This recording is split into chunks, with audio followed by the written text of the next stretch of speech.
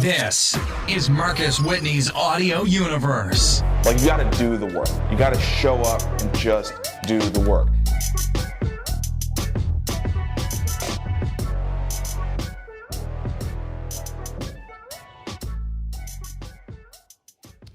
What's up? Happy Wednesday. I am happy to be here not talking about my book. Yesterday was a totally exhausting day getting the book launched. It felt like an 18-hour day, but it was a great day, and I've been really excited to have our guest on today, a good friend of mine, Marsha Masula, who I had on the old version of my show, the Creative Power Hour. She was one of my guides into the world of being plant-based, and she is like a fierce warrior for animals and animal rights and just loving and caring for animals. And so I said, Marsha, you know some incredible people. Can you please recommend some people for the show? And she put together a list, and the list is fantastic. And this was like you guys were at the top of the list. So I'm super excited to have our guests on today. These folks are the founder and I guess co-conspirator leaders of the Gentle Barn, which is just a fantastic organization that is nationwide at this point. And they've written a book, and they're innovators, entrepreneurs, and lovers of people and animals. So without further ado, let me please introduce Ellie Laks, the founder of Gentle Barn. Ellie. Hi. Thank you for having us. Thank you so much. And Jay, I actually don't know what to call you, like, because I know like you joined afterwards, but you're like definitely knee deep in it now. Yeah, it's been 18 years. I go by co-founder. Okay. Makes sense. Well, look, thank you both so much for being here. And Ellie, maybe we'll just start with you. If you wouldn't mind telling us what the genesis of the Gentle Barn was. Sure, absolutely. The Gentle Barn was an idea that I had since I was 7 years old, just a little kid. There were two things that were happening in my childhood when I was small. Number one, there was some loneliness going on. I didn't feel like I fit in with other people. There was some abuse going on in my childhood. And I grew up in St. Louis, actually, and there was always lakes and woods and nature surrounding me. And so that's where I would go when I needed sanctuary. And it was the animals in the woods that kind of healed me and kept me somewhat sane as I went through the challenges of my childhood. The animals were my friends, my healers, my teachers, and they inspired me to keep going. So my love affair for animals grew deeper with every day. And what I noticed was the clarity with which I saw animals to be my healers, teachers, and friends, that we were all the same, we just looked different. I noticed that was inside me, but the people around me didn't see animals the same way. They saw animals as commodities, as owned objects that you could throw away or do with them what you wanted. And so that divide got me thinking, why do I see animals so clearly, but those around me cannot see them at all? And so from the time I was 7, I would tell anyone that would listen, I would say, you'll see, when I grow up, I'll have a huge place full of animals and I'll show the world how beautiful they are. But that stayed a dream inside of me because I didn't know how to start a nonprofit and I didn't know what the first steps would be. And so in school, I would sit and doodle animals till the desk, the notebook, and my arms were covered in them. And I would go to sleep each night visioning what animals I would get to love and what the Gentle Barn would smell and feel like when I was older. So it was a place that I lived in my mind, but I didn't know how to make it a reality until a little bit more than 20 years ago. I was living as a young adult in Los Angeles, driving an errand one day, and I saw a petting zoo I had never seen before. And so I pulled over just to be nosy. And what I found there was a lot of neglect and abuse and animals that were suffering. But what I also found there was that the petting zoo was full of people that were busy smiling and skipping and posing for pictures, and not one of them could see the suffering in front of them. And so there it was again, this divide where I could see the suffering and the cries for help in those animals so clearly, but none of the other humans could. And so there was that divide again. And I said to myself, I got to get out of here. This is crazy. And I was running for the door as fast as I could, and blocking the exit was a very, very old goat that looked like she was about to keel over any second. And she looked me in the eyes. She asked me for help, and she stopped me in my tracks. And I looked back at her and I said, well, I have a little house with a half-acre backyard. I guess I could bring home a goat. And I went to find the owner and I said, can I have her? And she said, no. And I said, well, I'm going to stay here till you say yes. And I stayed there for 12 days. Whoa. Until finally on the 13th day, she said, take the goat and get the heck out of here. And I brought her home, found a mobile vet to come and heal her, remove her tumors, trim her overgrown toenails, teach me how to massage her deformed legs so she could walk again. And it was the greatest feeling I'd ever had in my life. I knew right then and there that that was what I was born to do. And so after healing Mary the goat, I went back to the petting zoo for more animals because the authorities said they couldn't help the animals.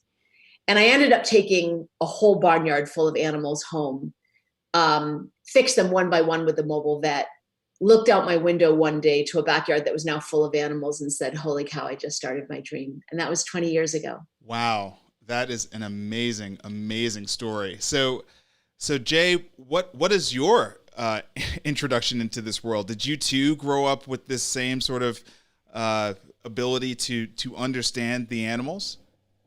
Yeah, Ellie and I had very similar, backgrounds where we both grew up on the East Coast. We both grew up in areas, near the woods.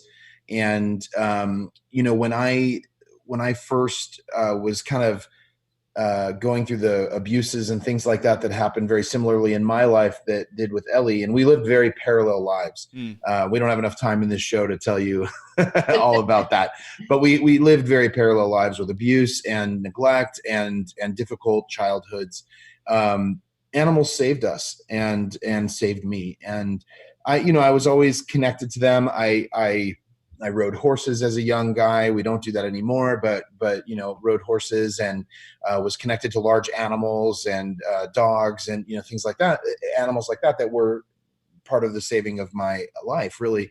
And I was always looking for things to do that were like that, and that's kind of how I ended up, at the Gentle Barn. My daughter went to volunteer at the Gentle Barn 19 years ago. Wow. And, when you hear that story that Ellie just told and you connect with what's going on at the Gentle Barn and the healing that's not only happening for the animals, but also for people, it just drew me in, and I dedicated my life to it now. Wow. So Ellie, back to you. You and Jay get together, and where are you based at this time? I mean, not right now, but when you and Jay started really working together. Yeah, so Jay came in to volunteer at the Gentle Barn, and it was still located in that little half-acre backyard in the San Fernando Valley in Los Angeles. Okay. And I had a handful of animals. I had, a couple horses, a couple cows, a few pigs, some chickens, some turkeys, a bunch of dogs, all rescued from severe abuse and neglect. And he came in and he helped me in the barnyard. He helped me clean and feed the animals. He helped round up some produce from some local Whole Foods. But then I found out that he had an extensive corporate background. So then he helped me in the office set up a website with a donate button. He set up our first fundraiser. He got on the board of directors. And this took about a year where we became fast friends. He got more and more deeply involved in the Gentle Barn. And a year later, we realized we had fallen in love. Wow. That's amazing. So now Jay and I run the Gentle Barn together, and he took me from a half-acre backyard and a handful of animals to where we're located today, 4 years later.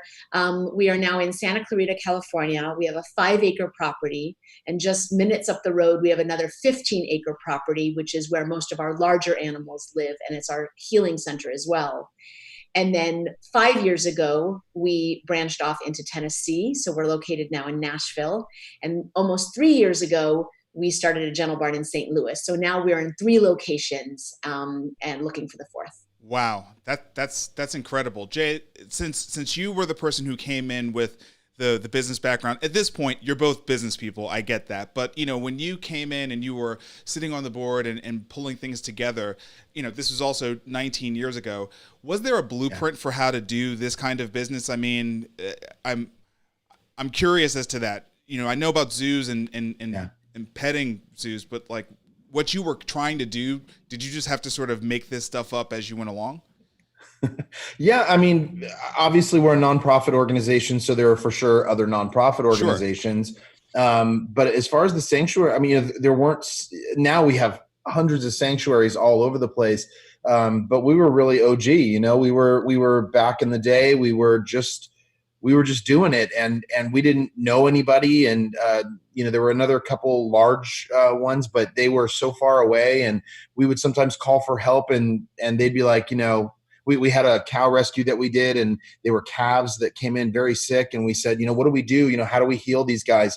And they were like, prepare for them to die. And it's like they just didn't have the information or the knowledge or the ability to do what to instruct us. Right. And so, we really did have to, do the building blocks. I didn't have nonprofit experience. I mean, my family, my parents had nonprofit experience, and I witnessed it as a child, but I didn't have any formal training. I just knew sales and marketing and basic business acumen, and just went with it, and we did our best, So Ellie, this is a business that has benefits for everybody who sort of touches it, right? So if you're a donor, obviously you get to feel really good because you're putting your money to work in a way that's going to, allow these animals to be loved and cared for. And obviously if you get to work there, it's probably like a dream because, there aren't that many places where you get to work, where you get to be sort of one with nature and one with animals, and where the respect for humans and animals is at the same level. Talk to me about the experience for people who visit, because we were talking about setting up a time for me and my family to come visit the one here in Tennessee. What is the experience for people who visit, and how has it been growing the Gentle Barn across the country now? You're looking for your fourth, location. What can someone expect if they come to visit the Gentle Barn? Yeah, when you think of the Gentle Barn, in its very name, you think of a place that is sanctuary to animals. But the truth is that the Gentle Barn is sanctuary to humans as well. We host school field trips, private tours. We're open to the public on Sundays. And we host groups of at-risk inner city and special needs children. And it's a place of healing for people as well as animals. And the very experience of coming to the Gentle Barn is something that you really have to experience to fully know what I'm talking about.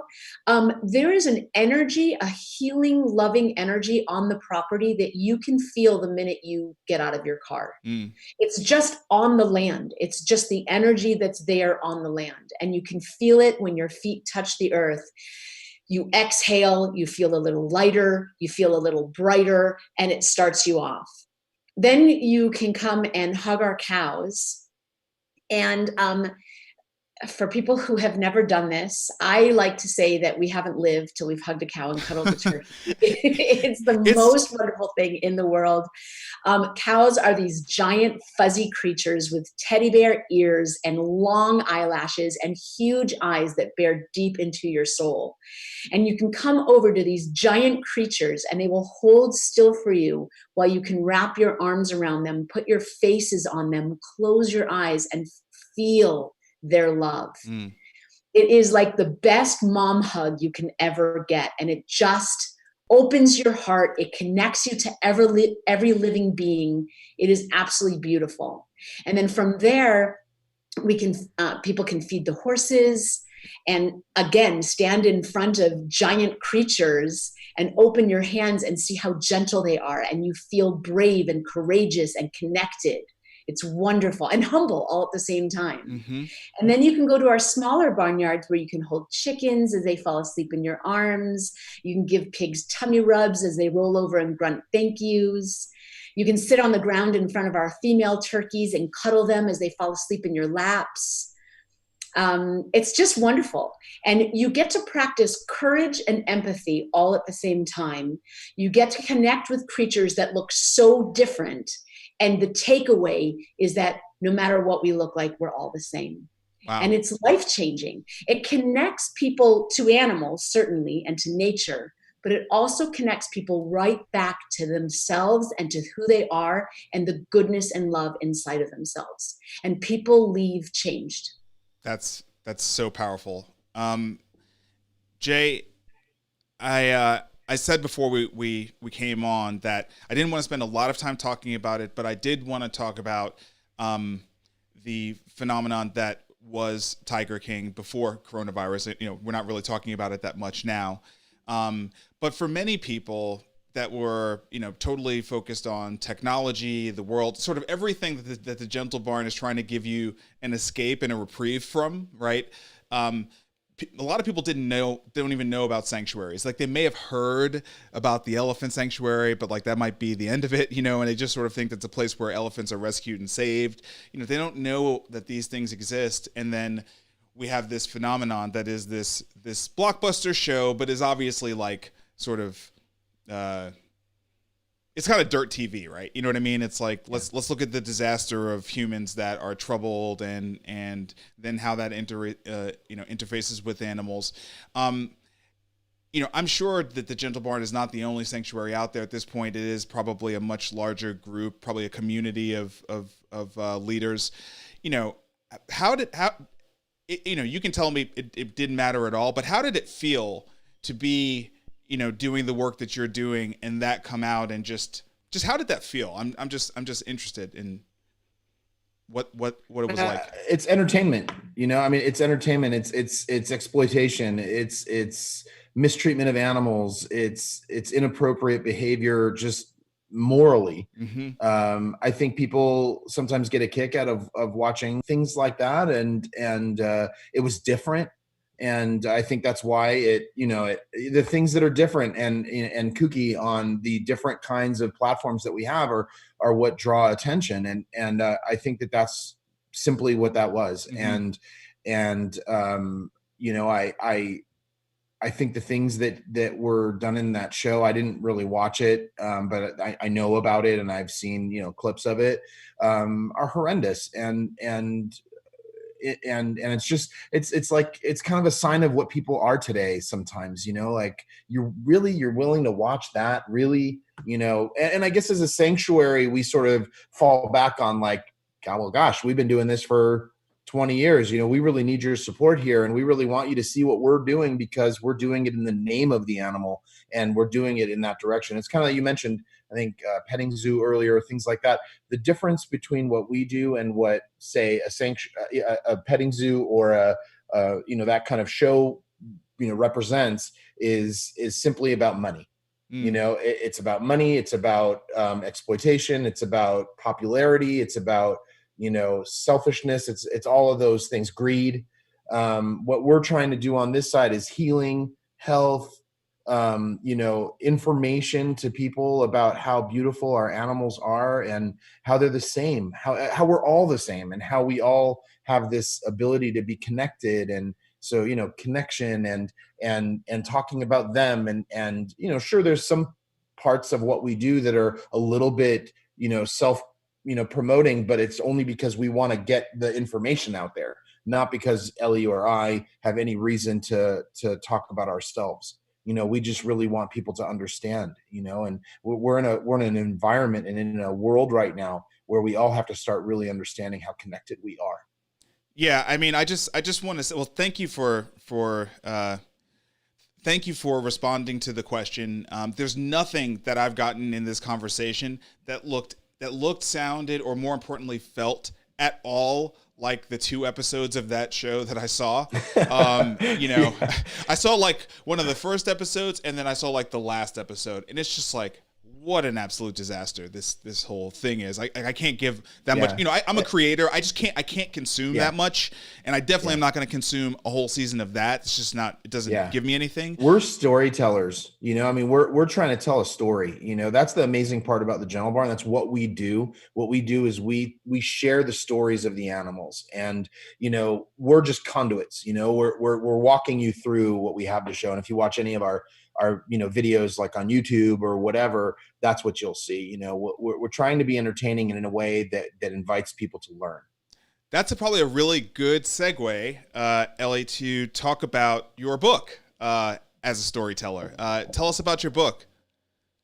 Sure, yeah. My book starts in my childhood, understanding what was going on for me, the abuses, the loneliness, all the ways that animals saved my life many, many, many times in my childhood, and how it turned into me wanting to return the favor by saving their lives. It's about me getting very, very lost and finally owning who I am, owning my connections to animals, and saving them in really a way to save myself. It's about starting the Gentle Barn, all the hurdles. It's about meeting Jay and our beautiful love story. It's about the founding animals of the Gentle Barn that taught us everything that we know. It's about those first groups of children that came out and found themselves in the barnyard. It's a book that inspires people to live their dreams no matter what they are. It's a love story that's wonderful and entertaining to read. And it's chock full of animals and how they make us a better human being every day and all their messages to the rest of us. And in a time in the human history where we need hope and inspiration more than any other time, it's a good read. And I hope that it inspires people to live their dreams and shine their light and be who they truly are, because that's what I had to learn and overcome through my book and through my story. Love it. My Gentle Barn. Everyone go out, pick it up wherever you buy your books. And that's actually another great segue. You guys are so good at this. That's another great segue to talk. And Ellie, I'm going to stick with you and then circle back to Jay. Another great segue to talk about what it's like running a sanctuary with multiple locations in the middle of a pandemic. You know, on one hand, it's outdoors. And so, you know, when we're trying to practice social distancing, certainly outdoors are better than indoors. And people are looking for things to do, anything to do. People are getting really, you know, stir crazy and tons of cabin fever. But what has it been like over the last 120 days for you all, you know, operating the Gentle Barn with the restrictions that are happening? Yeah, I think that we're really, really lucky, like you said, to have an outdoor barnyard full of animals that are living their bliss every single day, and they uplift us. My heart really goes out to people that are stuck in apartments. I don't know what I would do. You know, we're on a 5-acre property and we could walk out of our house and be COVID safe and be able to rub pig bellies and see our animals absolutely thriving, and it lifts our spirits. But, you know, the work that we do here at the Gentle Barn for the last 20 years is using the stories and the interactions of the animals to get in front of people. And so we're doing multiple school field trips every single day. We're open to the public. We're doing private tours. We're visiting with donors from all over the world. And so all of a sudden, 120 days ago, that all came to a screeching halt. And so we had to very, very quickly roll with the punches and bring everything that we do virtually. So we very quickly established virtual tours, virtual school field trips, my gentle classroom, which was teaching science standards out with the animals. Wow. Yeah, it was incredible. And we're putting together in video format so we can sell it all over the world for everyone to share. It was remarkable. We're going to be doing a virtual summer camp here momentarily.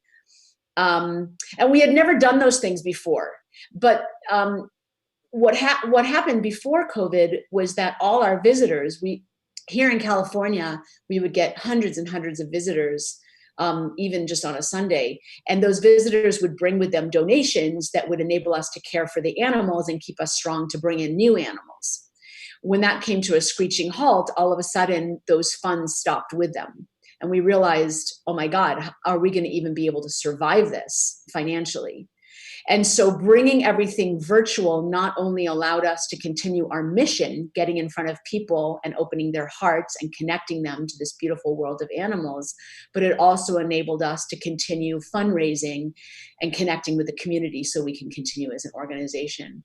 And I'm very, very proud to say that so far we've been able to retain all our staff. Wow. Because it's not just the animals that are counting on us. Our staff and their families are counting on us as well. Of course. And to let them go, then their families would be destitute. So we were able to keep all our staff supporting their families. We were able to not only continue caring for our animals, but an interesting thing happened during COVID-19, which is slaughterhouses were shutting down. And so farmers wanted to get rid of all their animals. And so there was a huge influx of sending animals to the slaughterhouses that were pregnant, and they were giving birth on the kill floor. And so we ended up rescuing more animals than normal in a short span of time during COVID than other times, with the slaughterhouses calling us saying, we've got all these animals giving birth, come and get them.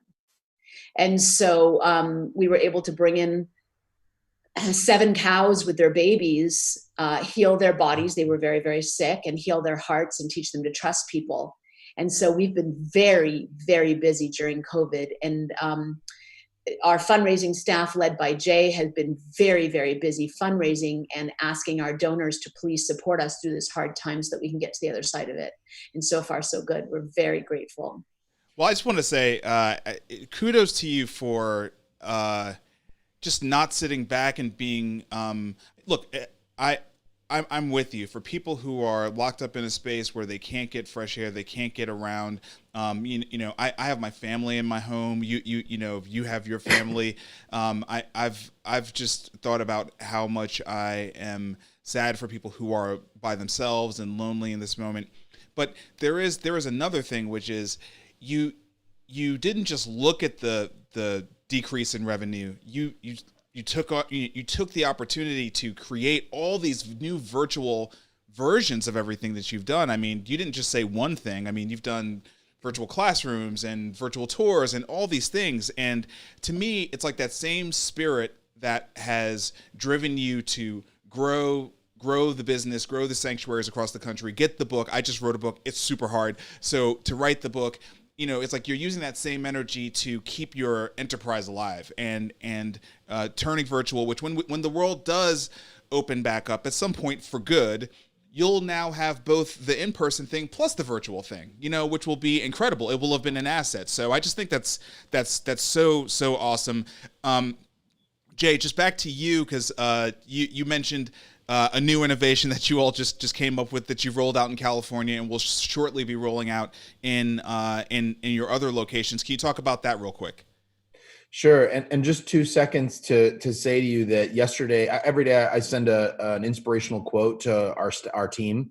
And I just wanted to say that my message to them yesterday was how impressed I am with us, with our team, with that adaptation that we had to do, and that we didn't just sit back and fold and fail, you know, that we all, you know, came together and figured out these innovative ways and experiential ideas and things like that, which leads to what we're about to do now, which is our gentle drive-through. It's really exciting. We actually, the first week we did for our season pass holders, because they've been so generous to us to not cancel. I mean, like they can't come here and they can't be a part of the organization in a physical way. And that's why you have a season pass. But these amazing people not only held on to their season passes, but renewed them and really like stayed behind and stood behind us.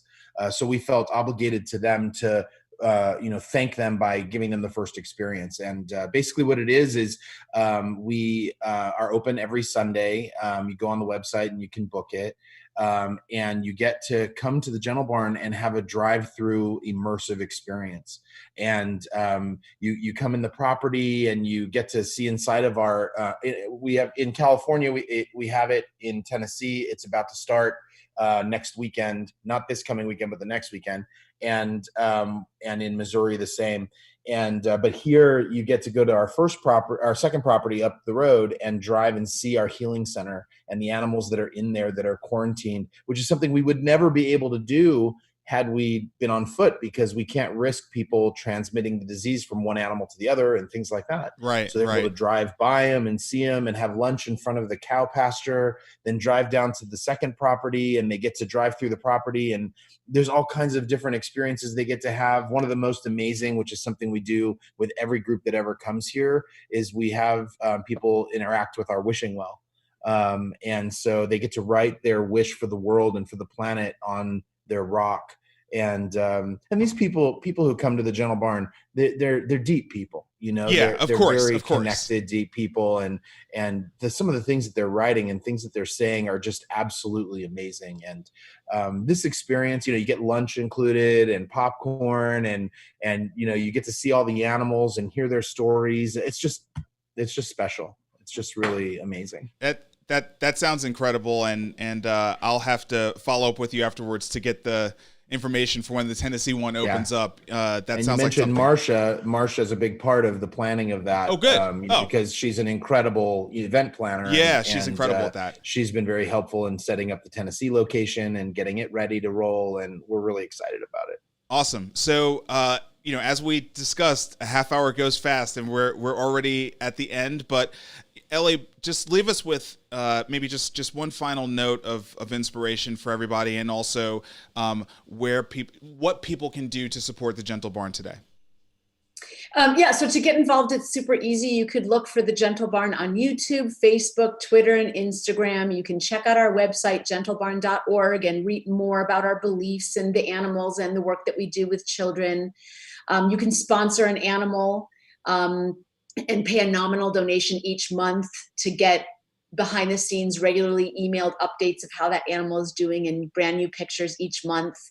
Or you can donate for a bale of hay. We have our hay campaign coming up, and you can donate for a bale of hay or sponsor a bale of hay every month, and then participate in feeding the animals and supporting the almost 200 animals that we have at the sanctuary. And in closing, I would like to say the following. I would like to tell people we have survived as a humanity for the last several hundred years on the notion of enslavement, exploitation, and dominating others. That's, and you can see it even in our language. You know, the early bird gets the worm. You got the fittest survive. We have not been trained or taught to learn to live as a society, to lift each other up, and to live in community. We have been trained to compete, to push others down, to fight for what we want, and to exploit others, human beings and animals. And I think it is high time, with what we're seeing in our environment. We're seeing the forests being depleted. We're seeing the oceans being polluted. We're seeing species go extinct every day. We're seeing suffering and injustice in our communities. We're seeing illness in our bodies. The solution to all of that is we need a kinder humanity. We need to raise our children to have reverence for Mother Earth, respect and community with animals, and to live with other humans, to lift each other up in community, to love one another, to be kinder and more compassionate to one another. And I think that when we do that, when we create a community that is not built on enslavement, but rather lifting each other up, every single member of this planet, nature, animals, and humans alike, will all thrive and benefit. And it will rid our bodies of illness. It will free the animals from their cages. And it will cause the environment and the Mother Earth to thrive and flourish and be home to us for many, many, many more centuries to come. And so I kind of invite all of you to check out the Gentle Barn, come for a gentle drive-through, or come to hug a cow, experience the love that you have waiting inside of you, and expand it out to all around you. And if we all do that, this could be a really, really beautiful world. And I hold the picture of that world in my mind every day, and we get closer to it every day, I feel. Powerful, powerful. Wow. Thank you so much, Ellie and Jay. You can follow them, gentlebarn.org, at the Gentle Barn on Instagram, the Gentle Barn Facebook. I know you had to be moved by that. I was moved.